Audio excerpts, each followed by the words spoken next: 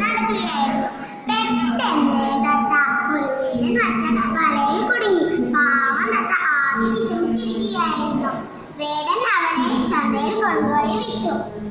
അവളെ വാങ്ങിയ ആൾ അവളെ ഒരു കൂട്ടിലാക്കി വീടിന്റെ മുൻപിൽ തൂക്കിയിട്ടു. കുറച്ചു കാലങ്ങൾ കഴിഞ്ഞു. തത്ത തന്റെ കാടിനെ കുറിച്ചോർത്ത് വിഷമിച്ചിരിക്കുകയായിരുന്നു. പെട്ടെന്ന് ഒരു വവ്വാൽ അടുത്തു വന്നു. വവ്വാൽ ചോദിച്ചു, എന്താ നീ ഇങ്ങനെ ദുഃഖിച്ചിരിക്കുന്നത്? തത്ത തന്റെ സങ്കടങ്ങളെല്ലാം വവ്വാലിനോട് പറഞ്ഞു. അല്പനേരം ചിന്തിച്ച് വവ്വാൽ ഒരു സൂത്രം പറഞ്ഞു. ഇന്നു മുതൽ നീ വീട്ടുകാർ തരുന്ന ഭക്ഷണമൊന്നും കഴിക്കരുത്. നിനക്കുള്ള ഭക്ഷണം ഞാൻ രാത്രി കൊണ്ടുവരും. ഒരാഴ്ച കഴിഞ്ഞ് നീ ചത്തതുപോലെ കിടക്കണം. എന്തു സംഭവിക്കുമെന്ന് നമുക്ക് നോക്കാം.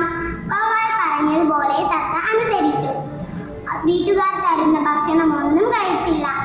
തത്തയ്ക്കുള്ള ഭക്ഷണം രാത്രി വവ്വാൽ കൊണ്ടുവന്നു.